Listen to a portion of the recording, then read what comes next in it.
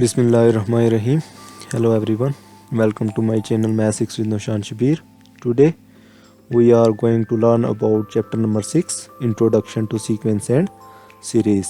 For more upcoming videos related to maths, kindly subscribe my channel, like my videos and remember me in comment section.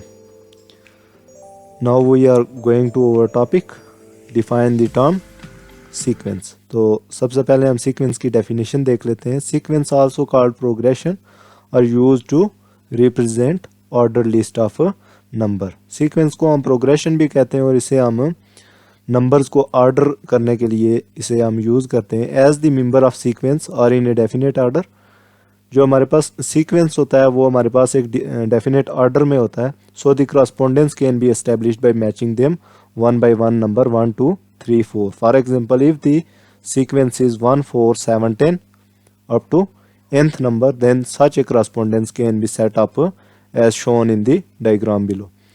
कि हमारे पास एक sequence given है 1 4 7 10 up to nth number, तो उसको हम correspondence से ऐसे हम डायग्राम में शो करेंगे। डायग्राम नीचे गिवन है 1 to 1 2 to 4 3 to 7 4 to 10 up to n to nth number. तो इसमें हमारे पास देखें कि डिफरेंस कितना आ रहा है। यहाँ पे हमारे पास 1 to 4 डिफरेंस 3 आ रहा है, इसी तरह 4 to 7 हमारे पास डिफरेंस 3 आ रहा है और 7 to 10 हमारे पास डिफरेंस 3 आ रहा है। Thus the sequence is a function whose domain is a subset of natural number. तो सीक्वेंस हमारे पास ऐसा फंक्शन होता है जिसमें हमारे पास डोमेन जो होती है वो सबसेट होती है नेचुरल नंबर की। नेक्स्ट हमारा टॉपिक है define real sequence. Real sequence, if all number of sequence are real number then it is called real sequence. अगर एक हमारे पास सीक्वेंस के तमाम एलिमेंट तमाम नंबर जो है रियल नंबर हो तो वो हमारे पास रियल सीक्वेंस कहलाता है। रियल नंबर हमारे पास कौन से होते हैं? The union of rational and irrational number is called real number. कि यूनियन जो होता है रेशनल और इरेशनल नंबर का वो हमारे पास रियल नंबर होता है। For example 3 pi 4/3 are all real numbers. Next हमारा टॉपिक है term, define term. Each number in a sequence is called a term. Sequence में तमाम नंबर जो होते हैं वो उनको हम क्या कहते हैं? टर्म कहते हैं। For example in the sequence 1 3 5 7 9, 1 is the term, 3 is the second term and 5 is the third term and so on. एक हमारे पास ये जो नोट है हमारे पास ये अक्सर ऑब्जेक्टिव्स में आता रहता है एफएससी के पेपर्स में कि an infinite sequence has no last term. जैसे कि हमारे पास ये सीक्वेंस है 1 3 5 7 9 अप टू सो ऑन, तो ये हमारे पास इनफाइनाइट सीक्वेंस है तो उसकी कोई हमारे पास लास्ट टर्म नहीं होती। नेक्स्ट टॉपिक है हमारे पास types of sequence. Following are some common types of sequence. First of all, arithmetic sequence. Second one is geometric sequence. And third one is harmonic sequence. तो सबसे पहले हम arithmetic sequence को रीड आउट करेंगे। तो arithmetic sequence हमारे पास क्या है कि arithmetic sequence और arithmetic progression is a sequence of number such that the difference between the consecutive term is constant. Arithmetic progression या अरिथमेटिक सीक्वेंस ऐसा सीक्वेंस है जिसमें हमारे पास कंजक्टिव टर्म्स का डिफरेंस हमारे पास क्या है? कांस्टेंट है। For example the sequence 5 7 9 11 13 15 is an arithmetic progression with the common difference of 2। Mean जब हम कॉमन डिफरेंस लेते हैं टू कंजक्टिव टर्म्स का, मीन 7 - 5 हमारे पास 2 आ रहा है, इसी तरह 9 - 7 हमारे पास 2 आ रहा है, इसी तरह 11 - 9 हमारे पास 2 आ रहा है। तो अरिथमेटिक प्रोग्रेशन का कॉमन डिफरेंस क्या आ रहा है? 2 आ रहा है। नेक्स्ट हम कॉमन डिफरेंस की डेफिनेशन देख लेते हैं। The difference of two conjunctive terms of an arithmetic progression is called the common difference and is usually denoted by D. Mean के हमारे पास difference of two conjunctive terms of arithmetic progression हमारे पास क्या होता है? कॉमन डिफरेंस होता है और इसको हम डिनोट किससे करते हैं? डी से करते हैं। जैसे कि in the above example the common difference is 2। जैसे इस एग्जांपल में हमारे पास कॉमन डिफरेंस क्या आ रहा है? 2 आ रहा है। नेक्स्ट हमारे पास अरिथमेटिक प्रोग्रेशन का फार्मूला है जो कि आगे एक्सरसाइज में हम यूज़ करेंगे। a sub n is equal to a sub 1 plus n minus 1 into d is called the nth term or general term of the arithmetic progression.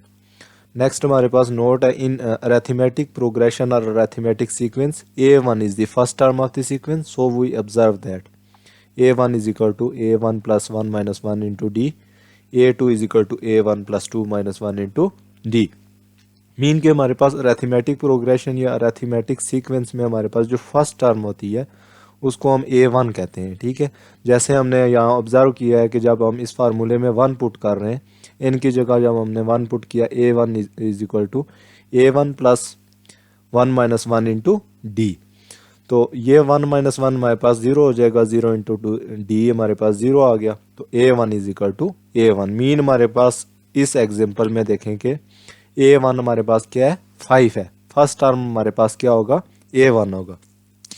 इसी तरह हमारे पास A2 is equal to A1 plus 2 minus 1 into D. जैसे जैसे हम values put करते जाएंगे तो हमारे पास नेक्स्ट टर्म आती जाएगी। मीन हमारे पास जब हम A2 इज इक्वल हमने 2 पुट किया n की जगह, तो A2 is equal to A1 plus 2 minus 1 into D, तो यहाँ पे हमारे पास आ जाएगा D, तो हम कॉमन डिफरेंस निकालेंगे और उसके बाद हम A2 फाइंड कर सकते हैं। नेक्स्ट हमारे पास है geometric sequence. In mathematics, a geometric progression are also known as geometric sequence of the non-zero number where each number is obtained by dividing the second term with the first term called common ratio। कि हमारे पास geometric sequence find करने के लिए सबसे पहले हम second term को फर्स्ट टर्म से डिवाइड करते हैं, जिसको हम क्या कहते हैं, कॉमन रेशो कहते हैं। तो कॉमन रेशो की हम डेफिनेशन देख लेते हैं। जैसे the quotient an over an minus 1 usually denoted by r and is also called common ratio of geometric progression। इसको हम डिनोट किससे करते हैं, r से करते हैं। मीन हमारे पास अगर 2 टर्म्स है 5 7 9, तो हम 9/5 से हम डिवाइड करेंगे। मीन सेकंड टर्म को हम फर्स्ट टर्म से डिवाइड करेंगे। Note the common ratio r is equal to an over an minus 1 is defined only if an minus 1 is not equal to 0, कि हमारे पास ये 0 के इक्वल नहीं आना चाहिए। No terms of the geometric sequence is 0, के हमारे पास जियोमेट्रिक सीक्वेंस की कोई टर्म भी 0 नहीं होती। तो ये ऑब्जेक्टिव में अक्सर आते रहते हैं नोट। तो हमारे पास जियोमेट्रिक सीक्वेंस का फार्मूला है।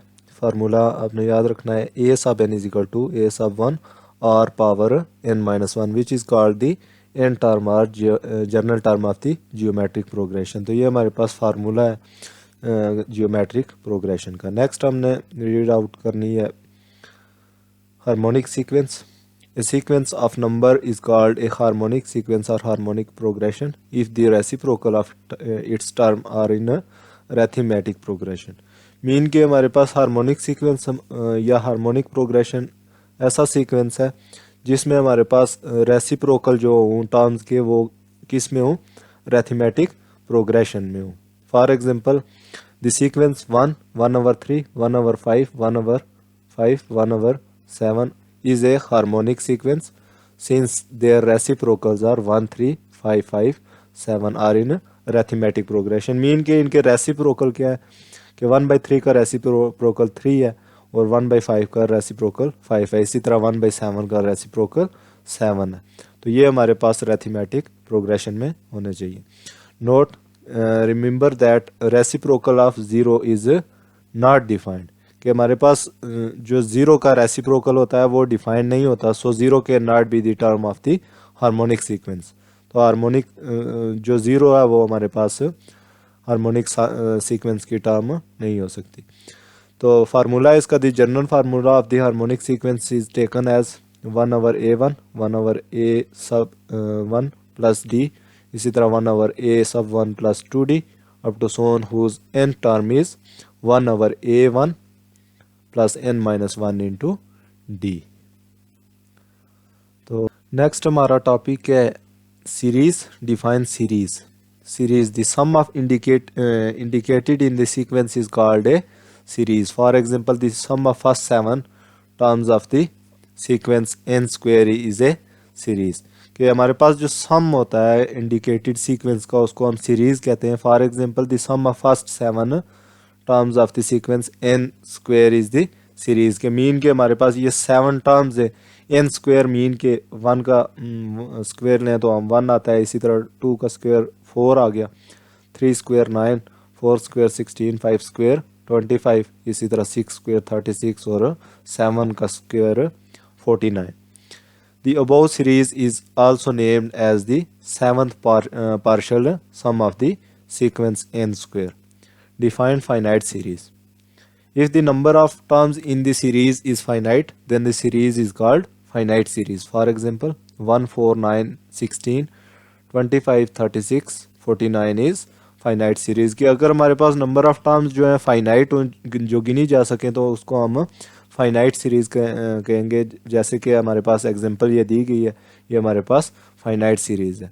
नेक्स्ट है हमारे पास डेफिनेशन डिफाइन इनफाइनाइट सीरीज़.